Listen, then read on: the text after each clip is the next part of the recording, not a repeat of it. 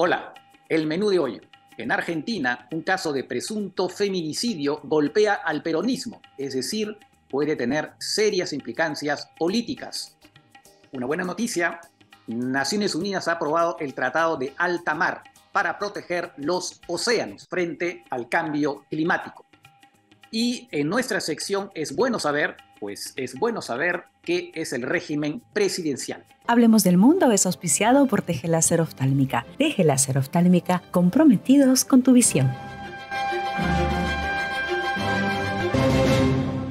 Soy Francisco Belaunde, bienvenidos a una nueva edición de Hablemos del Mundo, hoy martes 20 de junio. Y empezamos, como dijimos, con Argentina. ¿Qué ha pasado ahí? El 1 de junio desapareció una mujer, una joven mujer llamada Cecilia Trzoski. Ella es enamorada de César Sena. ¿Y quién es César Sena? Ya viene la parte política del asunto. Él es hijo de Emerenciano Sena, un aliado político de Jorge Capitanich. ¿Y quién es Jorge Capitanich? Es el gobernador de la provincia del Chaco. Tanto César Sena como su padre, Emerenciano, y su madre están presos porque la fiscalía considera que ellos serían los presuntos autores de la desaparición y eventual asesinato de Cecilia. ¿Por qué? Porque lo último que se supo de Cecilia es que hay una cámara que la muestra entrando a la casa familiar de los Sena, ¿no? Y ahí no se sabe más de ella. Se han encontrado algunos restos que no se sabe exactamente si corresponden a ella y una maleta con ropa quemada. A la fecha de grabar este programa no se ha encontrado por lo menos el cadáver de Cecilia. Ahora, el tema político es bastante complicado, como digo, porque involucra pues al peronismo, ¿no? Involucra al gobernador Capitanich, que gobierna esa provincia desde el 2007. Y los vínculos entre Capitanich y Sena son muy estrechos. En particular, como sucede en otras provincias de Argentina, por cierto, el gobernador, el gobierno local, le confía a una organización que no es del Estado, sino una organización manejada por un personaje político importante, una serie de programas sociales, ¿no? E incluso la construcción de viviendas, de miles de viviendas. Es decir, es dinero público que es manejado por organismos, y en este caso de la organización del señor Sena. Y eso claramente pues, se presta a lo que se llama el clientelismo, es decir, que estas obras están dirigidas a ganar lealtades políticas, ¿no? Más allá del fin social. Es decir, es un personaje muy poderoso que ha construido, junto con el gobierno de Chaco, una especie de sistema de poder donde, según los críticos, hay una especie de impunidad, ¿no? Que siente que no les puede pasar nada, y en otras ocasiones ha ocurrido también casos de asesinatos de mujeres, de feminicidios, cometidos por hijos de personajes poderosos en las provincias. Hay que recordar que en Argentina existe un sistema federal, algo similar a los Estados Unidos, aunque evidentemente no tiene la profundidad y el desarrollo del sistema federal. Un sistema federal es cuando las provincias, o en el caso de Estados Unidos son los estados, en Argentina son las provincias, tienen bastante grado de autonomía en el manejo de sus cosas. Incluso tienen impuestos propios, impuestos locales. En Argentina dependen bastante de los fondos que les transfiere el gobierno central.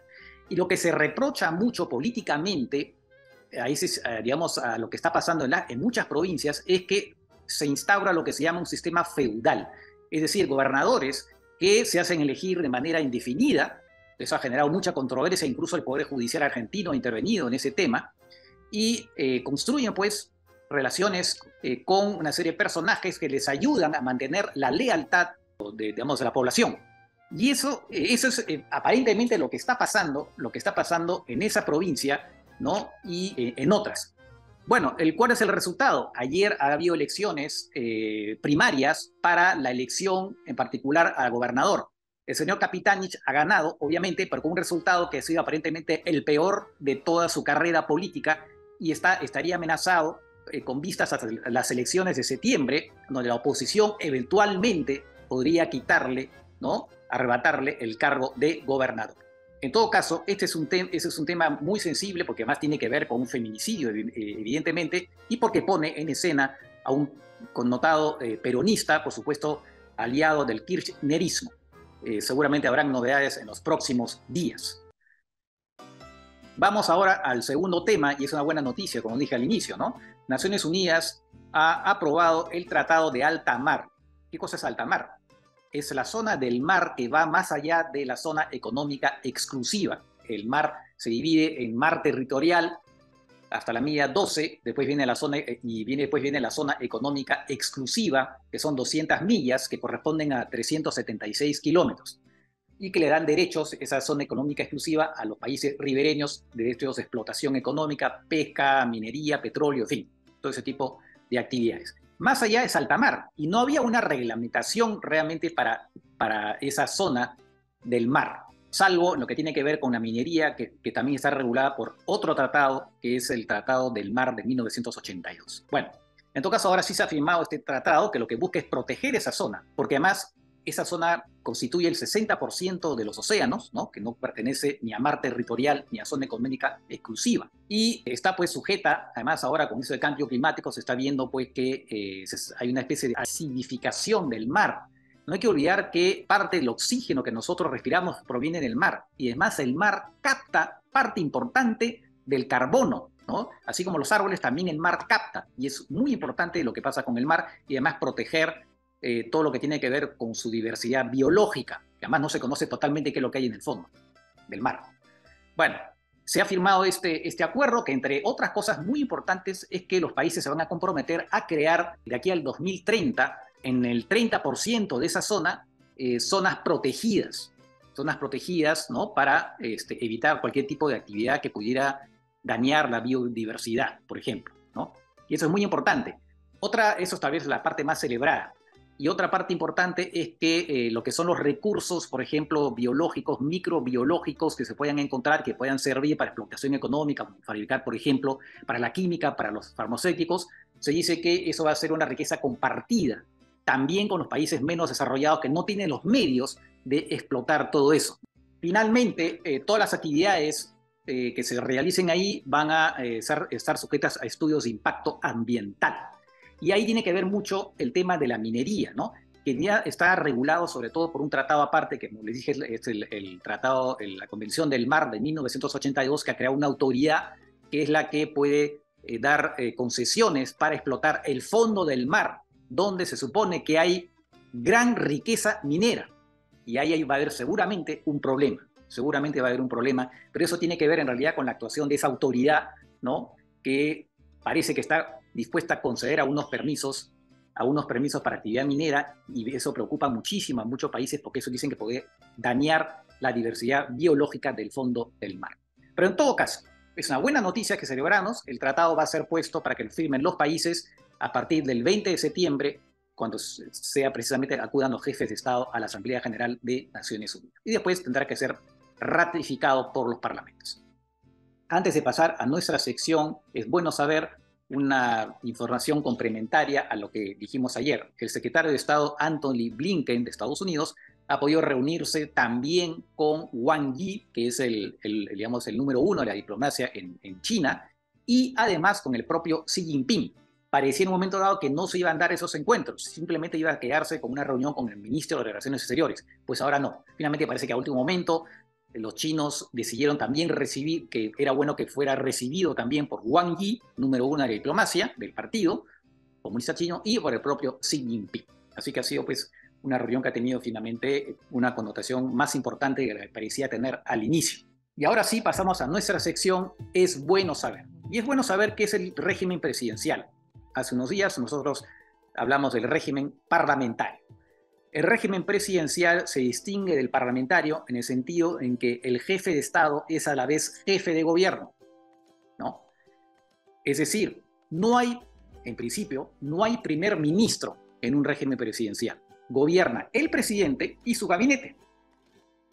Sin duda, muchas veces, según los países, un ministro puede tomar el papel un poco de líder del gabinete, pero no es primer ministro. O por ahí otro funcionario toma, el cargo de coordinador o jefe de gabinete, pero no es primer ministro. ¿Eso qué quiere decir? Entre otras cosas, que no tiene, en un sistema parlamentario, tiene que pedir la confianza del Parlamento. No se da esa figura en el régimen presidencial. Y además hay otra cosa, el Parlamento no puede censurar ministros en un régimen presidencial. Y el presidente no puede disolver el Congreso, normalmente en un régimen presidencial. Lo que se ha dado ahora en Ecuador es una especie también de zafarrancho, ¿no? Porque se mantiene un régimen presidencial, no hay primer ministro, pero el presidente sí puede disolver el Congreso, cosa que no sucede normalmente en los regímenes presidenciales.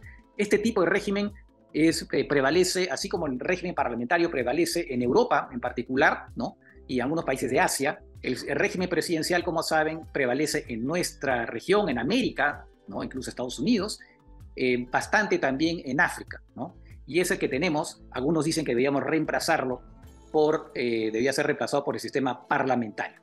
Pero en fin, básicamente eso es el sistema presidencial que ustedes habrán comparado con lo que dije respecto del sistema parlamentario, y si no, pues pueden ir a buscar la edición donde hablo precisamente de lo que es el sistema parlamentario.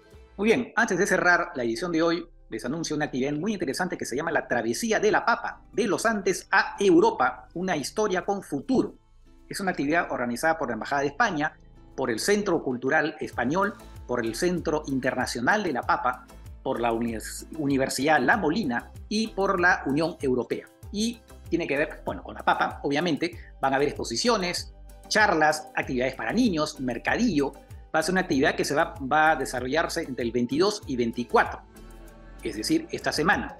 Así que los invitamos a acudir, que seguramente va a ser muy interesante, y se va a desarrollar en el Centro Cultural de España, que queda Natalio Sánchez 181, a la altura de la cuadra 6 de la avenida Arequipa. Así que vayan y disfruten y aprendan también, como siempre es bueno aprender sobre el tema de la papa, cosas nuevas. Ahora sí, hemos llegado al final de esta edición. Cuídense y nos reencontramos mañana. Chau, chau.